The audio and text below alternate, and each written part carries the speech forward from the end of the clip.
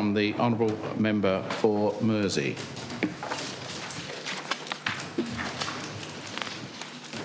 Mr President, this morning I would like to focus on all things football in my electorate of Mersey. And by football in this instance, Mr President, I mean soccer. On Saturday night, I attended the Devonport City Strikers annual presentation dinner. As patron of the club, Mr President, it was wonderful to see that the Strikers won the McDonald's Women's Super League and the men's under-21s for the second year running. Mr President, I was also delighted to report that the Devonport Strikers multi-million-dollar 700-seat grandstand redevelopment Valley Road is complete and is in use. The outstanding new facilities include 2 by A-League standard change rooms, medical and physio rooms, function amenities and a gymnasium, to name but a few improvements. I am aware, Mr President, that the Valley Road redevelopment is just the start of the Strikers' bold vision to turn the facility into the state-of-the-art sporting centre capable of hosting A-League matches. Indeed, Mr President, in Football Tasmania's 2025 policy proposals to government, Football Tasmania's CEO, Mr Tony Pignata, states that Tasmania's rising football participation demands better infrastructure. Government funding will create modern, inclusive spaces, helping more Tasmanians enjoy the game while promoting healthier, connected communities.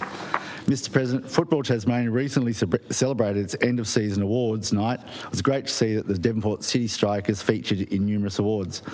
However, Mr President, today I will focus on the Devonport Junior Soccer Association, or the DJSA. I'm very proud to say that I'm also a patron of this association. The DJSA currently have 107 teams, which equates to 980 players registered for their Saturday morning competition at Merecroft Park in Devonport. Mr President, I can assure you that Saturday mornings at Merecroft are indeed a sight to behold. The DJSA also ran an annual Devonport Cup event, which this year was held on the 6th, 7th and 8th of June. The event caters for boys and girls aged from under 9 to under 16, was the first tournament of the year for the junior associations and club teams.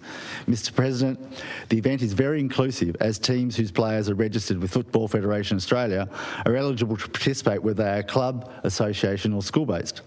This prestigious event brings together junior soccer players and their coaches from across the state to showcase their development and highlight emerging talent. The focus of the event is teamwork, fair play, fun and development. Mr President, this year's Devonport Cup featured more than 1,800 players from across the state. That's 138 teams, including 30 all-female teams, competing in 308 games across 5 venues. That's Merecroft Park, Valley Road, Bayard Park, Devonport Oval and Girdleston Park, and attracted over 6,000 visitors to the city of Devonport. What an enormous benefit for the local tourism, hospitality and small business sectors. Mr President, it was also truly wonderful to see such a large number of young players hitting the field, showcasing their sportsmanship and love of the game. As you'll be well aware, Mr President, the organisation and staging of an event of this magnitude takes considerable planning, coordination and teamwork. I'm delighted to say that this event demonstrated outstanding community spirit with cross-code collaboration from the East Devonport Football Club and the Mersey Colts Cricket Club, as well as the vital support from the Rotary Club of Devonport North and Devonport City Council. Mr President, I take this opportunity to congratulate the DJSA committee, and they're all volunteers, Mr President, and the subcommittee for their tireless effort and commitment in staging such a significant event. I also acknowledge and thank all the referees, administration staff and the hard-working volunteers who set up the pitches and amenities each morning and who took them down again after all others had left. Mr President, as we are all aware, without these dedicated volunteers, events such as this would not be possible. Thank you also to the businesses, organisations, groups and individuals who provided sponsorship for this year's Cup. Each and every donation plays an integral role in making this a sporting event that all community members can be proud of. Similarly, I recognise the vital important role that Football Tasmania plays in supporting and engaging our youth, growing participation across all areas of the game and assisting regional clubs to be sustainable into the future.